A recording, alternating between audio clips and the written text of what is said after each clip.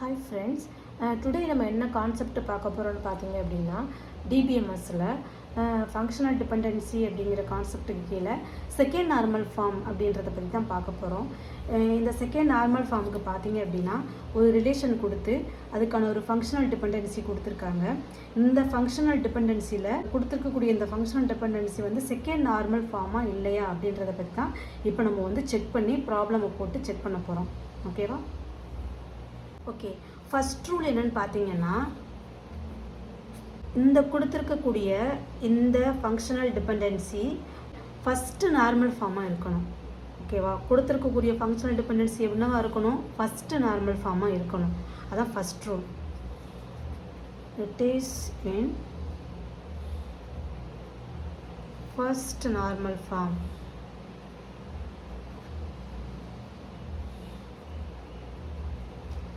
Second rule என்னென்னு பார்த்தீங்கன்னா, no partial dependency. No partial dependency.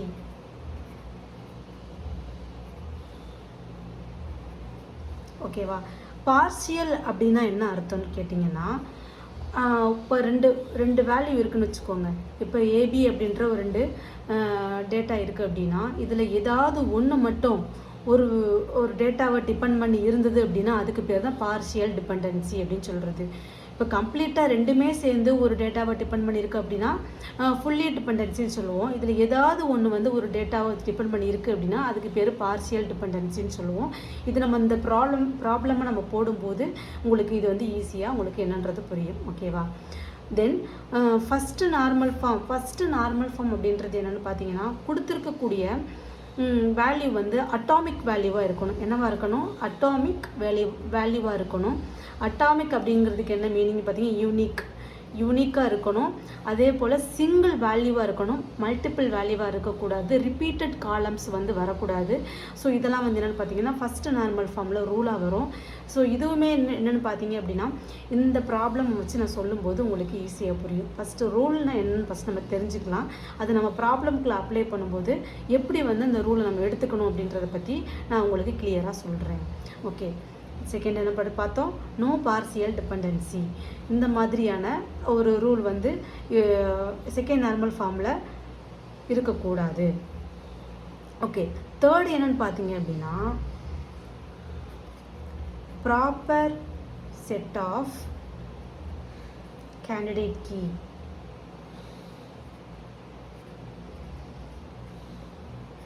Candidate key implies non-prime attribute.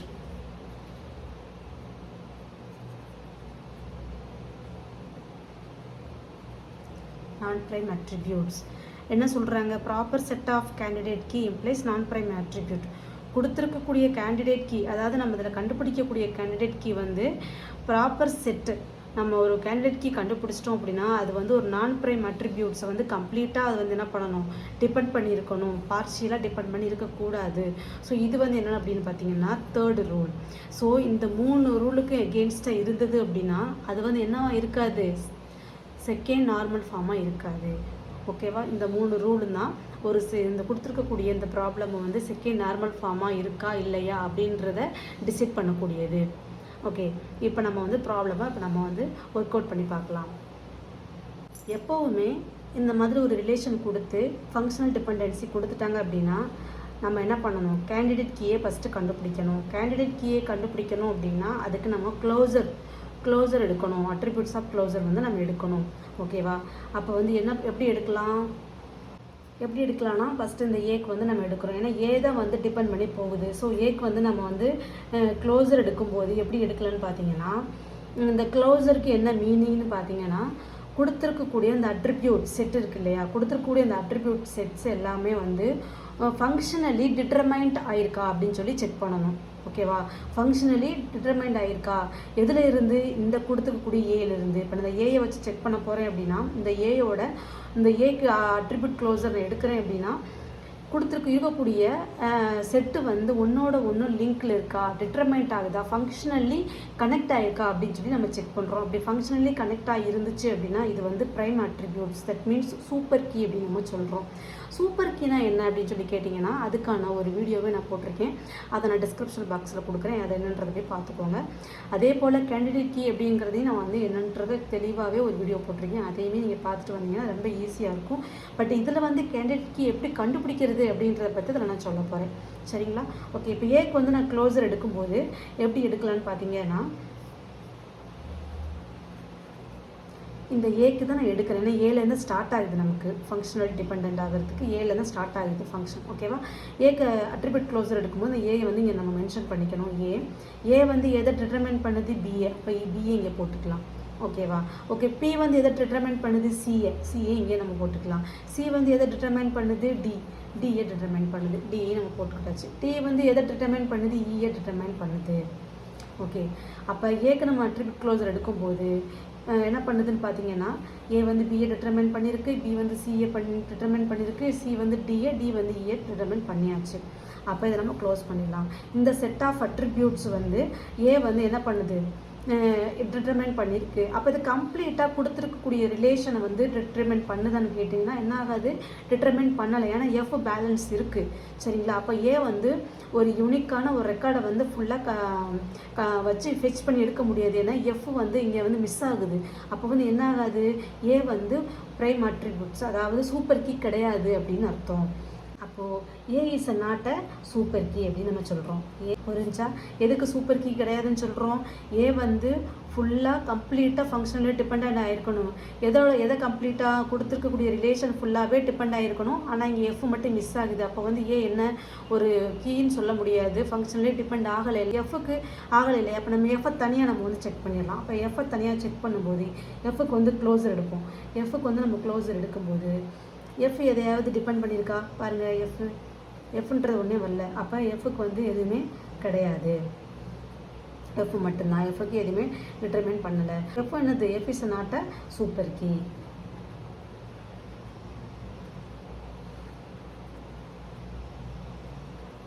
அப்போ A தனியாக ஒரு டேட்டா வந்து ஃபெச் பண்ணி எடுக்குது, எஃப் தனியாக ஒரு டேட்டா ஃபெச் பண்ணி எடுக்கிற மாதிரி தான் நம்ம வந்து கன்சிடர் பண்ணிக்கணும்.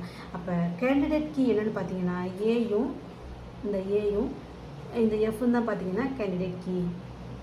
ஏயும் எஃப்னு தான் என்னது? It is a candidate key.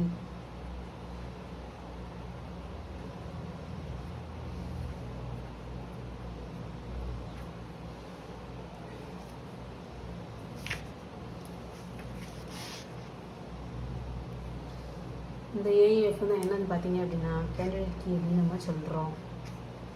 புரிஞ்சுதா? திரும்ப எகெயின் ஒரு சொல்கிறேன், கேட்டுக்கோங்க.